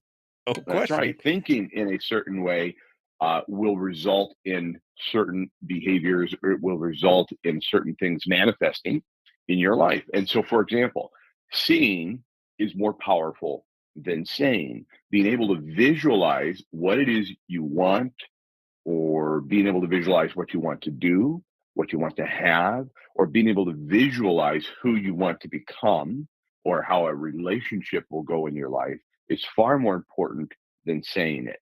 And you and I are obvious proponents of goals, not just having goals, but written down goals. Zig Ziglar said, the goal that is unwritten is simply a wish. A goal without a deadline is just a dream. So I think you and I share that in common. We believe in having written down goals. The goals need to be measurable, need to have a deadline, need to have some accountability. However, if you fail to see it, you probably won't believe it when you say it. Thus, you're taking away a lot of power. So if step one is to have a goal in mind and to write it down, step two, and probably fundamental and foundational to it all, is being able to see it. It's absolutely crucial to have a clear and present image in your mind, so real that when you arrive, it'll almost feel like deja vu. That's how powerful the visualization component is. Napoleon Hill wrote, whatever you can conceive and believe you can achieve. And I believe what he meant when he said conceive is see it, picturing it. The conception is being able to see it in your mind's eye and visualizing that outcome, so much so that you believe it and then you achieve it. And I think it's in that sequence, and specifically in that order. I would agree with that. I mean, I've told this story before of visualization and how important it is, and how it's worked out for me. I might share that story in the break or whatever again, but the power of the mind to focus on something and to paint that picture as cohesively and as detailed as you can make it, makes, focuses that computer of your brain on that topic and really helps. It puts your subconscious to work. I mean, because your conscious mind, maybe, you got to control your conscious mind to think about it, to deal with it, to visualize it. But once you start doing that over and over and over again, your subconscious mind starts to go to work on it and starts to find ways to make it happen. Right. I mean, that's what I think anyway. I agree, and I think that it's so important in my life, and I've seen it happen and manifest so often in the lives of my clients in real estate, being a real estate broker for over 21 years, and seeing it in my own personal life relative to investing and or creative arts in pottery or other art forms or writing and publishing. But it's so important in my mind that I put a chapter on it in The Millionaire Maker, which is a guide towards becoming a backyard millionaire, becoming a person of means and wealth through investing in real estate. That's how important I think it is that I devoted a whole chapter to visualization, visualizing yourself, not just owning a home or a multiple of homes, but actually seeing yourself collect the rent, collect the money, and that stream of money coming to you. And I don't mean that it's merely passive. I'm not somebody who is a proponent of just, something for nothing, money for nothing, chicks for free. These are dire straits. They are times, definitely.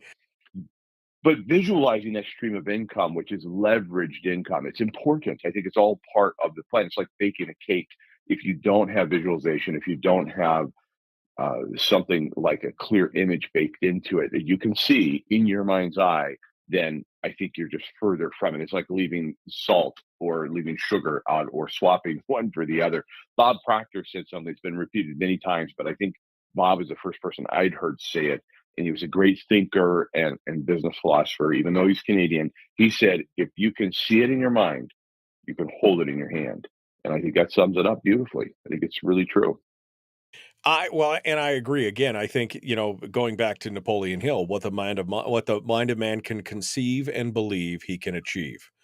And the conceive is it has to be, in my mind, it has to be detailed. It can't be just some amorphous, I want to make $1 million or something like that. I mean, how are you going to get there? What are you going to offer? What is the service going to look like? What is the business going to look like? What is your, you have to look at the details. That's where your mind starts working on it. And again, your subconscious, which is it is your hardest, it is your best secret weapon, your subconscious, but you've got to engage it. And the only way to engage it is with, in my opinion, that visualization, even the process of writing down a goal is a visualization, right? I mean, because you're looking at, and as you're writing it, you're seeing it in your mind.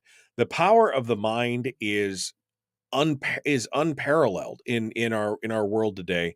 I think of Nikola Tesla, who was a bit of an odd duck, but really one of my heroes. This was a guy who conceived things in his mind in a multitude of ways and then put it on paper. He worked inside, he did those kind of things. So yeah, you have to visualize it. You have to work through it. And you have to come up with a complete and detailed picture of what you want. And then your subconscious goes to work on it.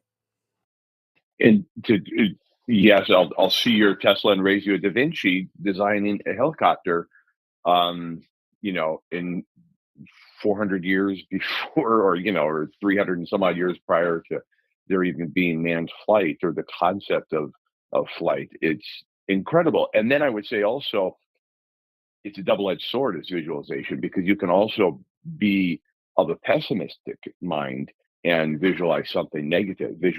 Fear can be visualized really powerfully and potently in the mind as well. And that's where having a written down goal, thinking about it and taking time to think through what it is you want very specifically, and then visualizing it, because our mind will fill in the blanks, will fill in the difference with just fear and the visualization of that fear. I've talked about this before, where I used to be afraid to fly, and it wasn't the dying. It was the visualizing of the crash or visualizing of the pain and suffering and the fear of, going down. And it was all a matter of visualization. I ended up replacing that visualization of fear with the destination. and if I would start to Right. feel any trepidation whatsoever, I would just instantly run a new program in my mind that was of what I wanted. And so I had to physically, almost like with a crowbar, exit what I was seeing and put it in terms of, what I wanted to see. And that made all the difference in my life. It was huge. There was a huge difference. And so it could be applied again to conquering fears or conquering the world or just simply having the relationship you want or a better relationship with your community. Where do you want to see the country? We all have fears of where we see it going, or the world where we see it going. It's time to start writing down some very specific, actionable, measurable goals relative to your own community, starting where you are with what you've got, and then visualizing that coming to fruition, what you want, and the action plan you want to put into place, because you can make a difference right here where you are versus just having a global fear and visualization of what might happen, and eventually we'll all bring it about. So let's take control of it, and say, can you see what an incredible place this could be? That rhymes. You're a poet, because your Longfellows show it, because they're your feet and they're big. Let's you just touched on something, talking about your fear of flying and the plane. I saw a statistic the other day, a couple months ago, 3-4 months ago. I was doing some reading and they were talking about the generalized anxiety disorder, right? It's a thing these days. It's like everybody has some kind of almost clinical anxiety about something or about everything. I have people in my life that have kind of get so anxious about things and everything else. But to me, that whole thing has got to be about controlling your mind and controlling your thoughts. And what's happening, I think, is that in today's society, we're not really talking about these things. They are running amok. And so they always see the worst case. And of course, the news, the doom and gloom, the whole thing. Everybody, it's always about anxiety, not about controlling it. And like you said, rerunning a new program that says, because their brains are screaming, well, what if the plane goes down? And instead it should be, well, what if the plane lands perfectly and the sun is shining and the birds are out and it smells like tropical breezes when you get off and do all, come on. We have this generalized anxiety because people are not being taught how to control their thoughts. I think it's a huge component. Yes, there may be some instances of chemical imbalances or actually physiological problems, but for the most part, I think a lot of this is people just not controlling their thoughts. I agree. That's a great point. And going back to my fear of flying, just real quick, what used to be, and then just see that, even that sense of ownership, my fear of flying. When I, at one point in my life, had a fear of flying, which I no longer do, I replaced those images, as I said, but maybe it wasn't even that simple. I actually did a lot of research. I did a lot of reading about air safety and what a plane is designed to do, and what the different amounts of turbulence and what turbulence actually is doing in broken air. And suddenly I was empowered with a whole different set of materials in my mind that I could form a different picture with.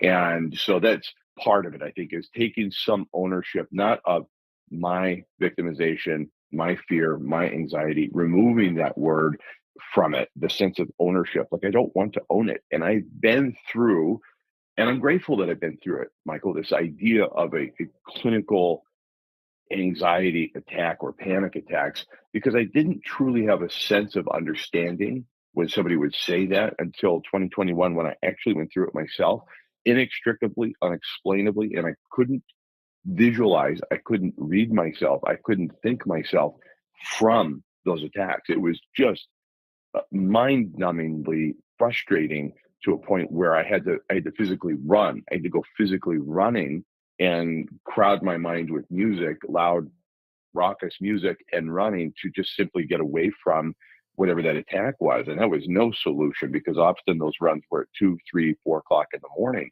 Right. And so I did I did go seek help, and I'm really glad that I did. And I got a break from it, almost like a scratch of a record that no longer would play. And so, having gone through that, I can see both sides. I think the collective amount of fear and anxiety that could be somewhat a social disorder versus maybe a chemical imbalance or something where we need to go seek some professional help. Sure. And there's both sides are warranted. But if all this makes sense and you're thinking, well, there's certain things I want to do or accomplish or have, and it's really frustrating where we're at, and I'm just not focused on it, then this is a super simple, prescriptive way to go about it. Write down a goal, focus on it, and visualize it, and just try it for 30 days. And then get back to me. Maybe it doesn't work for you. Try it for 30 days, and it could be all the difference between where you are and where you want to go. Chris Story, the man from Homer, author of the book The Backyard Millionaire, Born to Live, Making of Man, and now The Watchman. Thank you, my friend, for coming on board and being part of it with us today. As always, it's a pleasure to be with you. I appreciate it. Oh, all my pleasure, Michael. Thank you. Folks, we got more coming up. Chris Story, our guest, will be returning here in a moment without Chris, but we'll continue on The Michael Dukes Show, Common Sense Radio. If you missed the show, you can listen to it on your time with Dukes On Demand. Oh, and it's free. Like America used to be. Streaming live every weekday morning on Facebook Live and MichaelDukesShow.com. So inquiring minds want to know, Chris, are you listening to like death metal when you're running? Do host. I mean, are you like, Yeah, a little Eminem, AC/DC, a wide collective variety of rock and roll, Scorpions, some good classic 80s hair bands, little Motley Crue, little Dio, and little John Dio, Denver. little Judas Priest, little AC/DC, getting it all in there. And John Denver. And John Denver, just to get me down.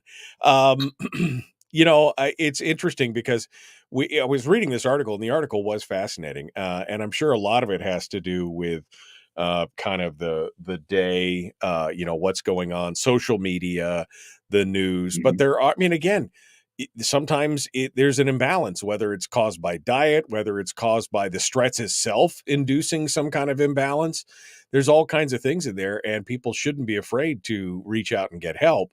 But also learning how to control your mind will help with that along the way, right? Yeah, absolutely. Absolutely. And I think, for example, for my own particular case, and it, as real as it felt, and I happen to be married to a life coach who worked with me on in the moment, and I couldn't have asked for a kinder person to be understanding, but also educated as to what I probably was going through. There was no amount of understanding or talking it through or explaining it to me. It was something that was incredibly real in the moment. And I started thinking about it. There was this global collective fear happening that I had been incredibly tied into. I'd read every possible article, watched interview upon interview, had done many broadcasts myself on what was happening. And all of this just built up to a point where I was very isolated for a long time, and then went and spent a month in a city with 4.8 million people. And we spent a month in Phoenix, and it was, Tiffany believes, and my other doctor believes, it just unleashed some sort of a pent up, flood of anxiety. And it was bizarre. But then at the same time, I do credit a lot of this kind of thinking that you and I talk about and espouse, every Tuesday together, as is a huge part of why it lasted so short. I mean, I don't understand why it arrived and where it went, but I do think, and I do credit, obviously my faith in a large part, but also thinking and controlling thoughts and using visualization is a pretty, powerful cure in addition to a pharmacological intervention for about 60 days. Yeah, no, and that's good. I'm glad that you were able to do that and get that squared away. The visualization thing, I've told the story before, but when I first moved down to Anchorage, I was, driving an old car, and it's a 120-mile round trip to my house to work. And it was, I was thinking I need to get something new. And one day I drove by a car lot, and there was a car there. What I'd always wanted a Mini Cooper, yada yada yada. And I was like, oh yeah, maybe one day that'd be great. But I really love this car. It was like gunmetal gray. It was beautiful. And so I drove into the lot and I just took a look at it, and I snapped a picture, kind of an artistic picture of the rim of the car. And I put it as my wallpaper on my phone for a long time, about 4.5, 5 months. And I just thought, and then everything kind of aligned, and I was able later to go back and go and buy a car. Well, as it turned out, I found out about 6 months after that, I realized I was going through my phone because I changed my wallpaper at one point, and I looked at it and realized that I had actually snapped a picture of the car that I ultimately bought. I didn't even know that it was the same vehicle. I thought that vehicle was gone, and I never even realized it. And that visualization of looking at that every day and realize, this is what I want, this is what I want, even subconsciously was putting those things in there. And it actually, it was the same car. I'd taken a picture of my car 6 months before I bought it without even realizing it. And that kind of visualization is powerful. Just as powerful as our pessimistic friends who visualize the opposite, and it's almost a form of protection, maybe, from being disappointed by not getting or achieving something, or seeing, I knew it wasn't going to work out. And that opposite visualization, I think we employ almost as a default by human nature. And it's so a defensive mechanism. Exactly. And that's okay. It's not everybody wakes up, positive every single morning. And that's how this is a practice. Makes a lot of sense to me. It's like Kung Fu or, anything else. You got to practice it. It doesn't just happen overnight. You don't just get your black belt and then be done. Yeah, no, you got to, you got to remember the brain is a muscle, almost like anything else. It's got to get that. It's not a muscle, but you know what I mean? It's the same kind of thing. You got to exercise it and run it in those neural pathways to get the things, down so that it becomes a habit force that we've talked about as well. Yeah. I'm not a biologist, so I can't define if it's a muscle or if you're a man. Yeah, because I'm not a biologist. Obviously. That's true. That's true. I could get on the Supreme Court with that information. But all right, Michael, take care. Thank you, my friend. Good to hear from you as always. Chris Story, the man from Homer. All right. Well, we're coming back into it here, and we're going to be jumping back in the Michael Duke Show. Common sense, liberty-based, free thinking radio. Like and share, like and follow. I don't know what we're going to talk about. I don't know what we're going to talk about here in the next segment, but it'll be something. Here we go.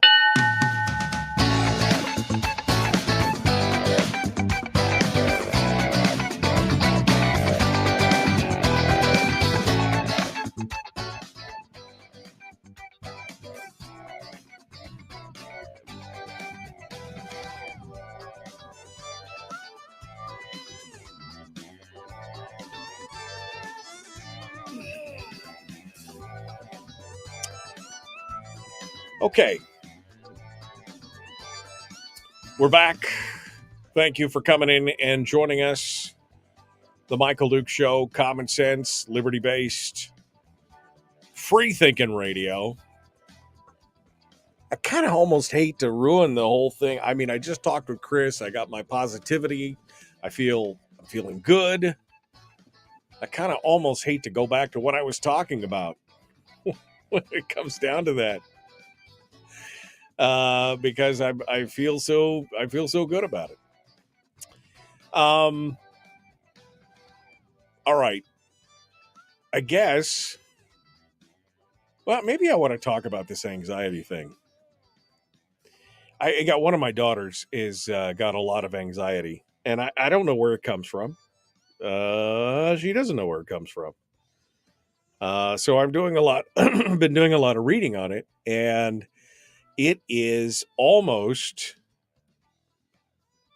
an epidemic in America. That I did not realize how common it was for folks out there, especially millennials or Gen Z, whatever, the kind of the latest couple generations, how it is a big thing with them, that this anxiety is almost overwhelming. And some of it I think is the environment. Some of it is, hell, if I was trying to grow up today, if I was growing up with social media the way it is today, I mean, you got to think about what would your body image be like? What would your fear of missing out? I mean, all these other kind of things that have come out of this whole social media thing. What would what would your life be like? How would you have, how much different would your life have been if you had the whole social media thing going? So I could see some of that anxiety is, some of that anxiety is environmental, right? It's the social media and all the other aspects, the external inputs. Some of it may be Jeannie's just talking about how some of it's hormonal, caused by insulin resistance. Some of it could be the food we're eating and things like that. But I think also a lot of it is that we're not talking about the visualization aspect of what we were talking about. I think that is, I think what Chris is laying into is something that I have been working on since I was a teenager. I've been working on that whole visualization thing and going after what I wanted and doing the things that I wanted to do and visualizing where I wanted to be, kind of thing. Luckily, that was something that I was exposed to very early on. And it has served me well over the course of the last, 45 years or so, 40 years, 35, 40 years. But I think it's something that we're missing. Apparently it's a huge, huge problem. We're getting the pharmacological effects of this is that we've got a lot of people who are being treated for anxiety, a lot of it with medication. And I'm definitely not saying that medication isn't necessary in some of the instances, but I get worried that maybe this is, that we're treating people instead of treating their minds, treating them how to control their own minds. We're treating them just with the pharmacological aspect of it instead of, as Chris was saying, produce the alternate programming. As soon as one track starts running in your mind, you replace it or immediately overwrite it with some other programming. And so I worry about my kids. I worry about, grandkids. I worry about, all the kids out there who are suffering from this, because I did not realize how much of an epidemic this really is. Something like 30-something% of the people under 25 are feeling this high, almost debilitating anxiety. And that is, that's part of the problem, and we got to figure out a way to try and help them. It's, something we're going to struggle with we're going to struggle with the whole time here. It's extremely hard to live your entire teenage and adult life in complete survival mode, says Jerica in the chat room. I mean, I guess, we're always going to be faced with some kind of challenge, right? There's always going to be some kind of, whether it's life-threatening or not. In some cases, it feels like it's life-threatening. And so I think that's where a lot of that anxiety comes from. But I wish I had a better answer. I wish I had a better answer from some of this stuff. I think that a large portion of it is induced by social media, the online world, seeing these other things. And I think Anthony is agreeing with me in the chat room. He says, the anxiety epidemic comes from the social media / online world. Think of it like this. Unlike us older folks, the current 2 or 3 generations have never lived life not connected to the entire planet via the internet. We're not meant to have this much information blasting us between the earlobes from birth. And you absolutely might be right with that. Right? My internet was an Encyclopedia Britannica. And really, I think Mom and Dad only had half a dozen volumes of it. It wasn't even the full thing. Or it was the Time Life books or whatever it was that I was reading at the time. But yeah, it's a totally different world. I mean, you always hear that. Well, back in my day, it was always different when I grew up and these damn kids and blah. But it really truly was generationally. We've made the leap in just the last 25 years. We have made, 30 years, I guess. We have made some unbelievable leaps in technology and connectivity. I mean, the smartphone, the internet, all these other kind of things. And there's a whole generation that has no idea how they, I mean, you unplug them from that and they just start to twitch a little bit. You know what I mean? You unplug them from, they just don't know what to do. Even I get that way sometimes. Like if I have no connectivity to something and I'm trying to work on stuff or whatever, I just like, okay, I guess we'll just calmly watch the sky or be with nature or whatever. But these kids have never had any other experience other than that. Maybe it is an overload. Maybe it's a sensory input overload is causing the anxiety. I don't know. I just don't know. It's interesting. It's an interesting situation. Maybe one day, maybe I'll get an expert on to talk about that. That would be an interesting discussion. That is definitely not political in, well, I'm sure it could end. You can almost make anything political these days, but it's not necessarily political in and of itself. It's something that could be made political. So, but yeah, get outside, go out there, enjoy the wilderness, enjoy the rain or the sunshine or whatever it is. That to me always helps too. I enjoy getting outside and doing that back to nature, that the Walden, the Ralph Waldo Emerson and the Walden and the whole, just getting outdoors into nature. Maybe that'll help too. I don't know where any of this went today, but it was a good piece with Chris, and I didn't want to lose my happy thought for today. So thank you for allowing me to pontificate on that. Tomorrow's another day, Mike Shower. Then on Thursday, we're going to have Nick Begich on the program to talk. Maybe we'll see if we can get Kelly Shabaka to come on and talk about the APOC complaint and more. We'll find out about that here. Gotta go. Folks, the Michael Duke Show, Common Sense Radio. Be kind, love one another, live well.